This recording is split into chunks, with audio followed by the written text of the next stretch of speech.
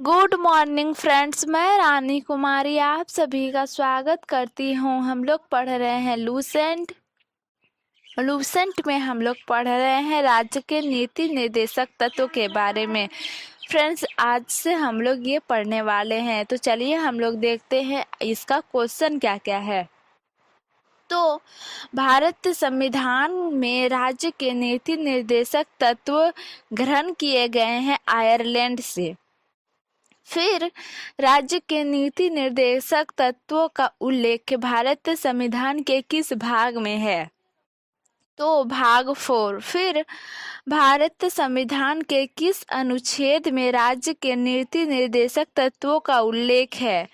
तो अनुच्छेद 36 से 51। फिर संविधान का वह कौन सा भाग है जो संविधान के निर्माताओं के मस्तिष्क और उद्देश्यों को प्रतिबिंबित करता है? तो राज्य के नीति निर्देशक तत्व। फिर राज्य के नीति निर्देशक तत्वों में निम्नलिखित में से किन किन प्रकार के सिद्धांत अंतर्निहित है? तो इसका आंसर होगा उपयुक्त सभी। फिर भारत संविधान में राज्य के नीति निर्देशक सिद्धांतों को शामिल करने के पीछे मुख्य उद्देश्य क्या है?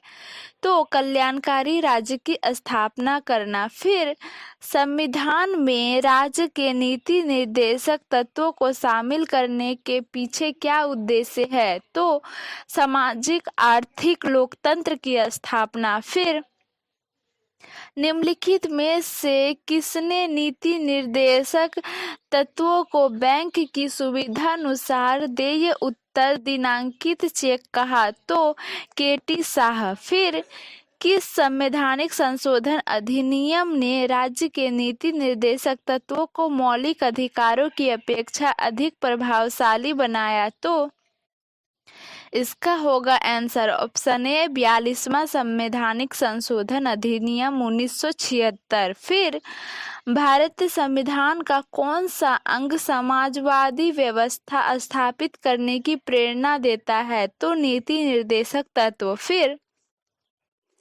संविधान में कल्याणकारी राज्य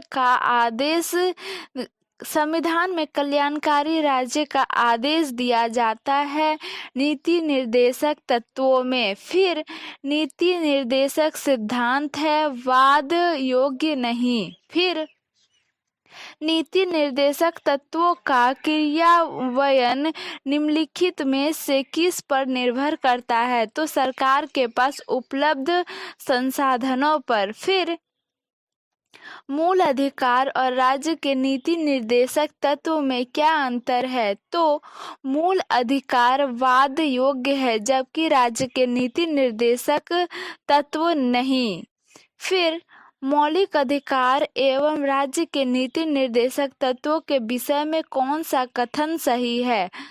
तो वे एक दूसरे के पूरक हैं, ये कथन सही है। फिर एक कल्याणकारी राज्य के निर्देश आदेश वर्णित है राज्य के नीति निर्देशक तत्वों में। फिर नीति निर्देशक तत्वों को कार्यान्वित करने के लिए क्या मूल अधिकारों का हनन हो सकता है? तो कुछ का। फिर भारत के संविधान में अंतर्राष्ट्रीय सुरक्षा को प्रोत्साहन देना संतर्निहित है राज्य के नीति निर्देशक तत्वों में। फिर समाज कार्य के लिए समान वेतन भारत के संविधान में सुनिश्चित किया गया एक राज्य के नीति निर्देशक सिद्धांत का अंग है। फिर भारत संविधान में निम्नोक्त भागों में से किस एक में न्यायपालिका तथा कार्यपालिका के प्राथक्य का प्रावधान है? तो राज्य के नीति निर्देशक सिद्धांत। फिर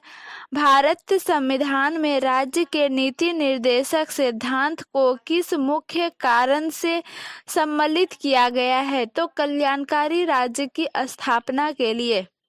फिर मूलभूत संविधान में कौन से भाग में राज्य लोक कल्याण की संकल्पना सम्मिलित की गई है? तो राज्य के नीति निर्देशक तत्वों में। फिर संविधान का वह कौन सा अंश भारत के नागरिकों को आर्थिक न्याय प्रदान करने का संकेत करता है? तो राज्य के नीति निर्देशक तत्व। फिर निम्नांकित में से कौन सा राज्य नीति का नीति निर्देशक सिद्धांत नहीं है? तो निजी संपत्ति की समाप्ति।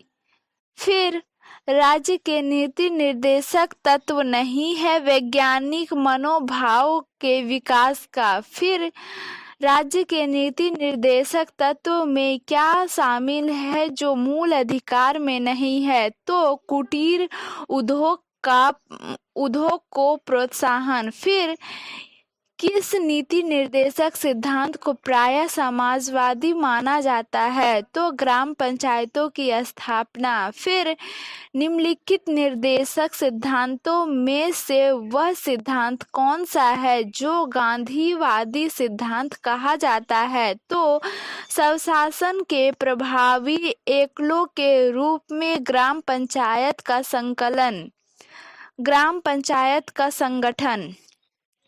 स्वशासन के प्रभावी एकलों के रूप में ग्राम पंचायत का संगठन।